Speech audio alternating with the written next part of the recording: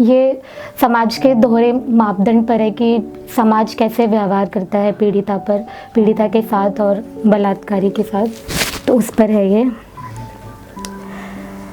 वो आया रौंदा मुझे, वो आया रौंदा मुझे और छीन ली मुझसे मेरी काया। वो आया रौंदा मुझे और छीन ली मुझसे मेरी काया। नैनों ने सबकी कटाक्ष देखकर मेरे नैनों को फिर नीचे झुकाया। वो आकुल हवस थी उसकी नज़रों में खोट था, उसके चुंगल में मैं बेबस, उसके हाथों का मुझ पर गहरा चोट था। अपना चीर बचाने को कई बार गुहार लगाई मैंने, मगर इस समाज का दर्पण कहता खुद ही अपनी इज्जत लुटाई मैंने। हवस की मैं शिकार थी, अहेर बनी थी मैं उस दरिंदगी की। शिकारी से कितनी लाचार थी, पीर सुनाऊं क्या मैं जिंदगी की। उसके वो विभत्स नेत्र मुझे वस्त्रों में नग्न कर रहे थे।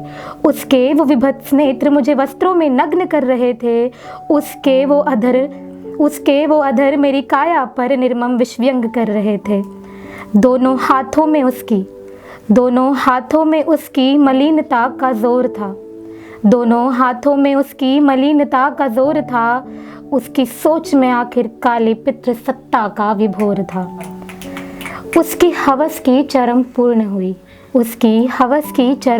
हुई, मेरे पर कटे छिन गया आकाश था। उसकी तृष्णा मेरे आंसुओं से तृप्त हुई, वो शिकारी अपराध करके आज भी आज़ाद था। वो सितमगर झूमता था बेपरवाह बनकर, उसके आगे तो पूरा खुला अर्श था। मैं कैद थी घर में एक आसीर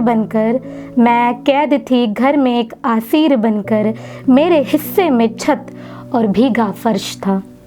इस घटना की पावक मुझे रह कर जलाती है। मलिनता का सूचक हूँ, मुझे यह बार बार याद कराती है। एक छोटी सी कविता थी, मैंने एक न्यूज़ देखी थी कि उसमें एक मतलब कि ट्रेन के बाहर एक डेड बॉडी पड़ी थी एक बच्चे की मम्मी की। बच्चा आप सबने देखा होगा ना वो वाली, तो उस पर बस वो मेरे दिमाग से जा ही नहीं रही थी, तो मैंने उस पर छोटा सा कुछ लिखा। मतलब हेडिंग है अम्मा नहीं बोलेंगी।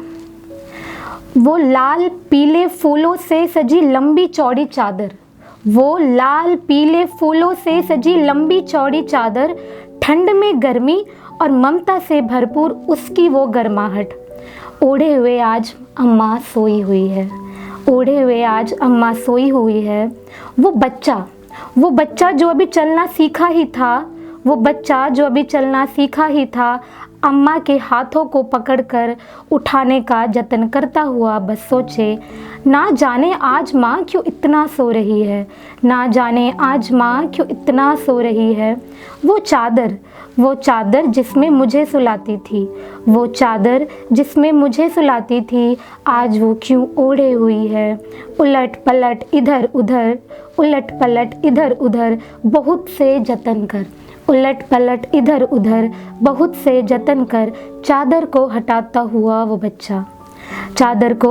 हुआ वो बच्चा बस यही बोले, अम्मा उठती क्यों नहीं। किंतु माँ सुन, शांत शीतल सी धरती की गोद में चादर की ओट में मौन है।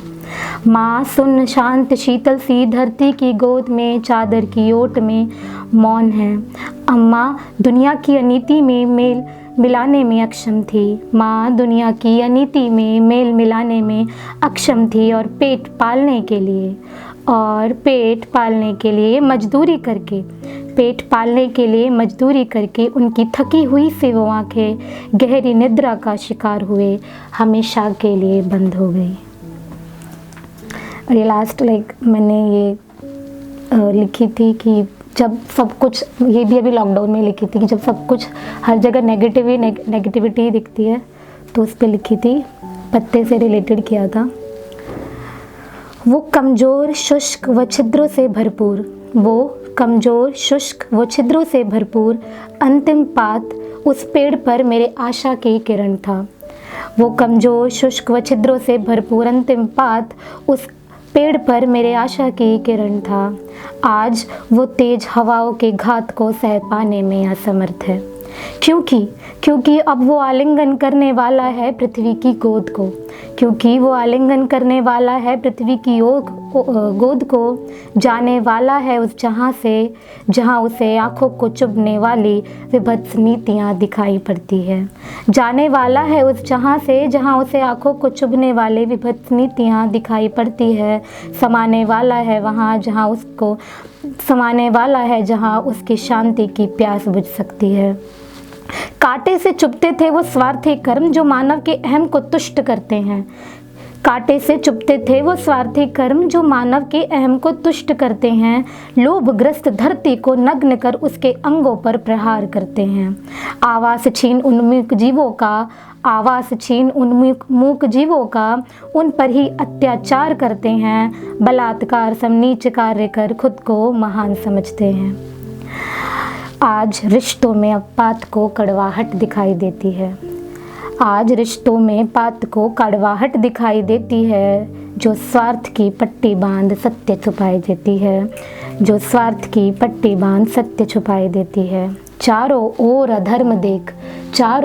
अधर्म देख वो पात घबराता है और पूछता है तरु से, क्या तुम नहीं चलोगे मेरे साथ वहाँ जहाँ ना कोई हो लोभी इंसान। धन्यवाद।